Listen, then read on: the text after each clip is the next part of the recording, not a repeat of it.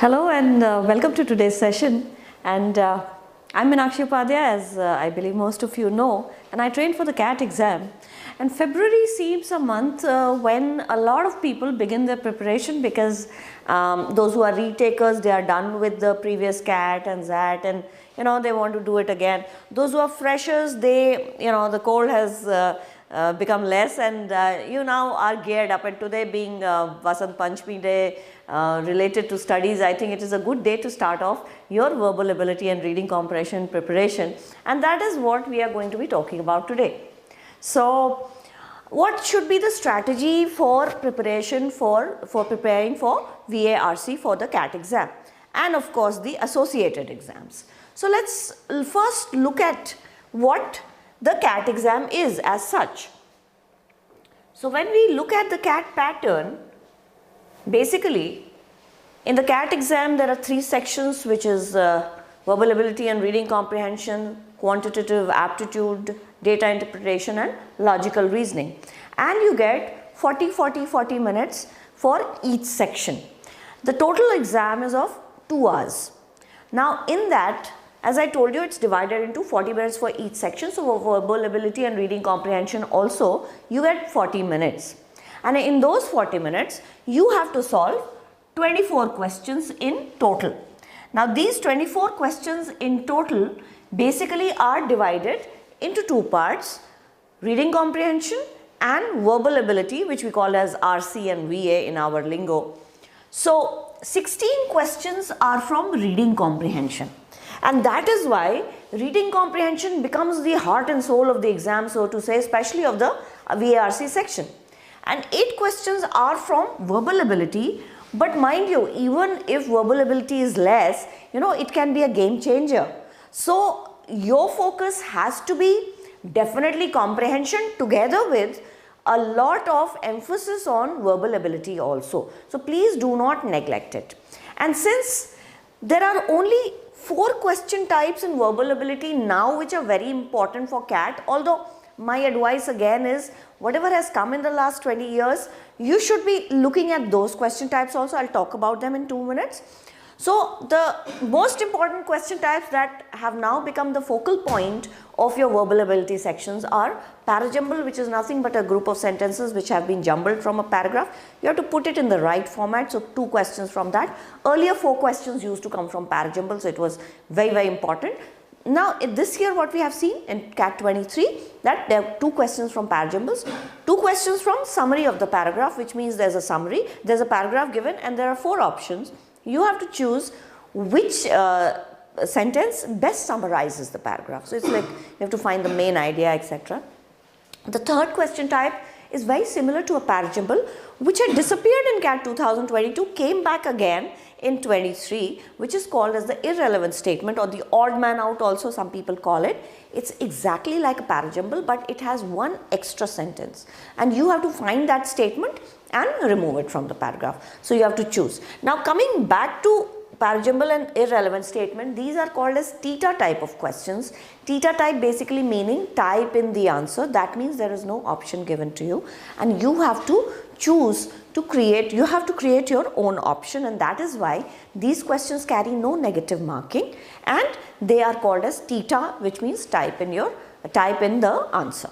Alright, and then the 4th question type is called as paragraph completion, but it is with a twist. Last 2 years we've seen it coming, and earlier para completion was that the last sentence was removed and you have to fit in that. This time what they have done in the last 2 years, that they have created a paragraph blank kind of a question. The blank options are given at 4 places in the paragraph, maybe the first or second sentence, or the third or fourth, or the 5th or 6th. So at 4 places you are given a blank. You are given a 1 sentence already, which is part of the paragraph, and you have to choose, okay, how does this fill the paragraph? So that's why it's a para completion with a twist, as we call it. And so these are the 4 very important question types. And now let us go back to how to begin your solving. Now what many people do is that they straight away start they pick up a book, maybe it is my book for verbal ability and reading comprehension, Sharma sir's and my book which we have written, or they pick up material from different sites, or they pick up material from coaching institutes, and what they do is they start solving. Because English language is such, you've studied it in school and college, you have done reading comprehension, you feel that, okay, why should I look at any theory, why should I do anything as the background, just open the book and start solving. And now that is where I would beg to differ from you. So your preparation for verbal ability and reading comprehension has to be divided into two parts. And those two parts basically are, the first and foremost is ability improvement, which most of the people forget doing. And that is the key feature why you get, muddled up between options, you get confused while doing your reading, etc., etc. So in this case, ability improvement and then your question solving becomes your strategy for preparing for verbal ability and reading comprehension. Now, what exactly do I mean by ability improvement? Ability improvement is basically coming up to the CAT or the ZAT or the GMAT level of reading and understanding the paragraph, so that you can comprehend it better, so that you can find the correct answer more easily. So that is your ability improvement, which will comprise of reading and vocabulary. And now again the question comes, and I see this when I take my sessions in MindWorks, that a lot of students keep asking, oh ma'am, why should we do vocabulary? They don't ask the meanings of the words. Yes, that's correct. They don't ask the meanings of the words. But I'll tell you one sentence from a CAT passage which had come. It says, crinoline and croquet are out. Alright, this is the first sentence. As of now, no political activist has put themselves in front of the Derby Day, but we see parallels. Welcome to the Edwardian summer. Now, if you just analyze these three lines, there is so much of verbosity, meaning there's so much of difficult vocabulary. Crinoline and croquet, these are the first two words. Now, if you did not know that crinoline was talking about a dress material or a like a satin or a silk, so crinoline is something similar to that, and croquet is a game that was played in those times. So it was talking about that they are out, that means they were out of fashion. Now, if you get that hang by knowing the meanings of the words, then what happens? You are comprehending it in a much superior manner than somebody who would start with two blanks right at the start of the reading comprehension. And this is just one example. I could give you so many of them. So that is why vocabulary becomes important for better comprehension, for better understanding, for you to have a control over your solving and your preparation. Okay? So therefore, don't memorize the words, just blindly, but then when you're doing your reading, make sure that you are paying some emphasis on vocabulary, you're looking at the words, checking their meanings, their usage. If you're following our book for verbal ability and reading comprehension, I have specially curated 2 chapters called as high frequency word list and medium frequency word list, which basically mean that these are words that you see all the time. So they are like must know words before you attempt any exam, be it the CAT or any other exam that you're giving. So if you combine those with your daily reading and vocabulary that you find in your reading, you are almost, done. And of course, topic related words, you're doing a philosophy paragraph and you get words like ethics and metaphysics, which are there all the time. And like ethics means morality. Metaphysics is something beyond science which science can't complain. Now, if you have this understanding in your mind and then you read your passage in which these words are, of course you are understanding it better. So this is why your reading and vocabulary is very, very important. And this is where I come to your timeline of solving. So in February, say, or if in January you started your preparation, or after the CAT, if you have decided, or you're going to decide, say in March, that I want to start my preparation, the first and foremost thing that you should start doing is your reading from different sources and vocabulary. And again, there is one question which students ask me immediately as soon as I mention reading. Oh ma'am, we are solving comprehension. If the reading is done in that, why do we need to do extra reading? And again, I would tell you that please do not talk about your comprehension as the reading that you're doing for CAT. Your reading for CAT has to be much more than the number of passages that you're solving. Because when you do your diverse reading, what happens is that you get those new ideas in your mind, how a writer writes, how do we interpret it, how do we infer things. And when we talk about inference, inferential questions are the thing that are most important in the CAT exam. That inference is going to help you in your verbal ability, in your fill in the blanks, the paragraph completion question type also. It is going to help you in your summary question type also. It will also help you in your paragraph, parajumble solving. Why? I'll tell you. When you start inferring, when you start thinking, okay, what should come next, you start linking your sentences while you're doing your reading. So you are improving your comprehension and you are working on your verbal ability also side by side. So 4 to 5 readings is what I normally prescribe from different sources. That should start off immediately from today itself. The different sources could be, if you are a beginner, yes, you can start with Hindu editorials if you are not very comfortable with the language, but don't remain at Hindu editorials. Please move on. Move on to sources from which the CAT gives comprehension, like the Guardian newspaper. So the Guardian is free of cost. You can read as many articles as you want. The New York Times, the Los Angeles Times, the Washington Post. These are some of the foreign newspapers. Some of them are free, like the Guardian. The Aeon, Psych. Aeon is again free. AEON, which has a plethora of philosophy articles which will be good for you. And don't shy away from your reading. You can just read 1-2 paragraphs from these difficult sources. So, and slowly tell yourself that, okay, every week I'll keep adding. So instead of reading one very long article of 4 pages, what you can do is read one page, one say from a philosophy based article, one from a psychology based, one from an economics or business based article, one from a history based article. So different topics, because the kind of topics that come in the CAT for comprehension, for jumbles, for summary are varied in nature. So just reading an Economic Times or just reading a Hindu or just reading a couple of novels will not prepare you for that. So read from the diverse sources. There are videos from my side. We'll get them linked to this one, in which I've talked about what to read for CAT. So you can actually go through those videos and see what you can read for the CAT exam. Now together with your reading, so what should you do? You're reading and then try to find out, okay, what is the most important thing about the thing that I'm reading, which is your main idea.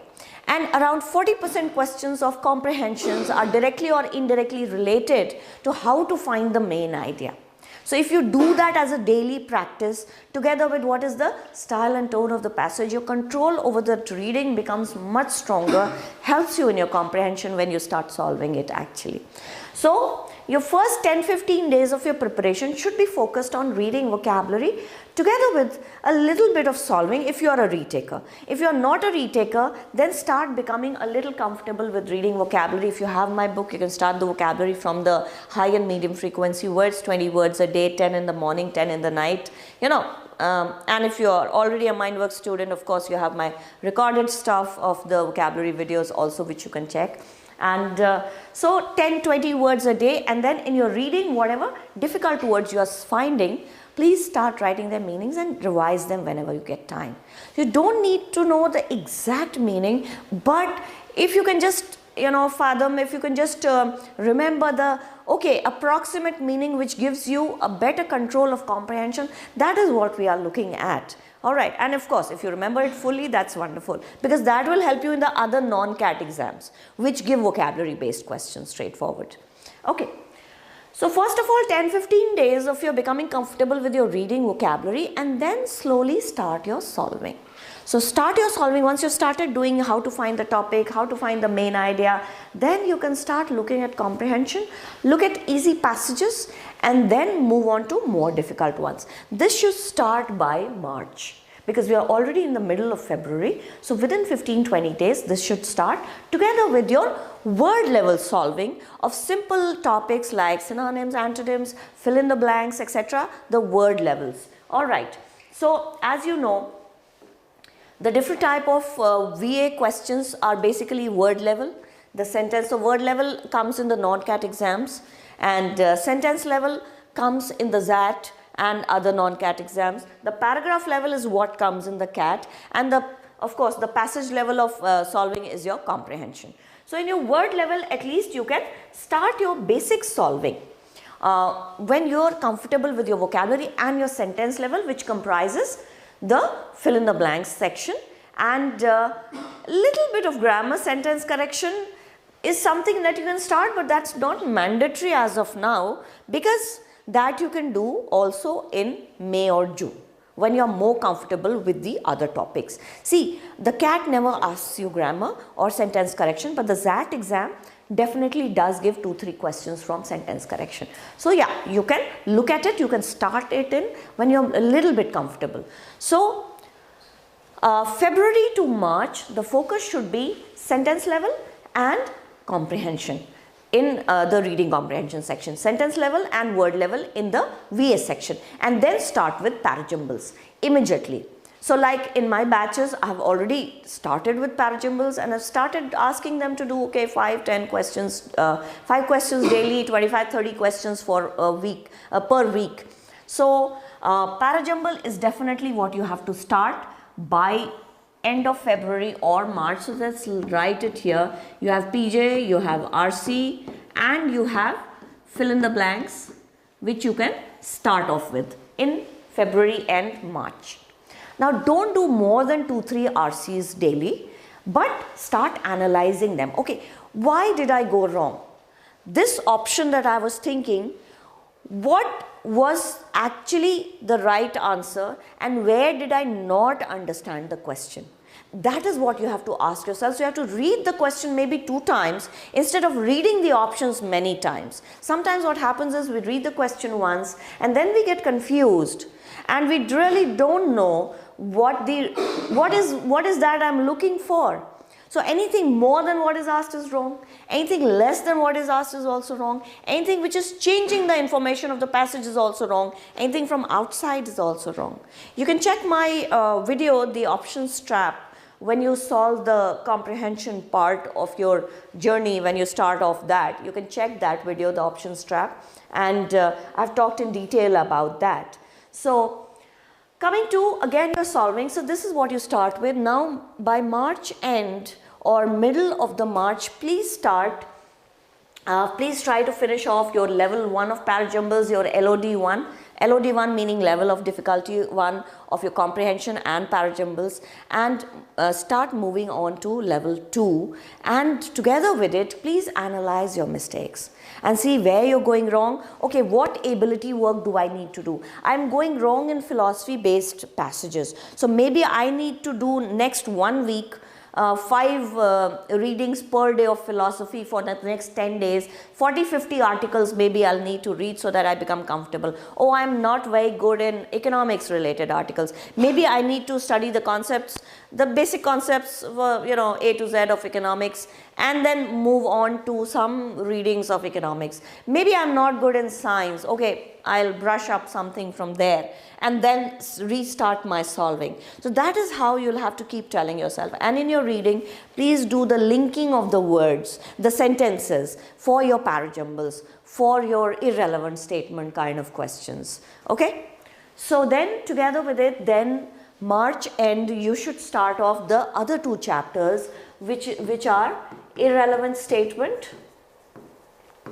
and the summary, so that by April you have at least covered the level 1 of all the important chapters of verbal and comprehension. And those who are retakers, of course, can do it in a fast track by March and start off your testing also. Those who are giving the CAT for the first time, once you are comfortable with the level 1, you have touched level 2, you're looking at your accuracy, okay, what is going wrong, you've started working on your accuracy, please start giving tests. In fact, one test you can give in March also, just to see where you stand. So subscribe to a good mock test, and don't start solving CAT papers right at the start. The CAT papers should be done when you are at the LOD2 level. So that is in April sometime, or maybe end of March. And then what happens in May and June, you are hardcore. Now what happens? The focus in the first 2 months was on ability, your reading and your vocabulary together with your little bit of solving. So February, March, April was that focus. May onwards, June onwards, the focus shifts more to testing, more to solving, but definitely keep 10 minutes into 4 aside, 30-40 minutes for your daily reading. Wherever you are finding a gap in your knowledge, not really knowledge, but rather ability, please leave time for reading. The reading should continue ideally till August, September.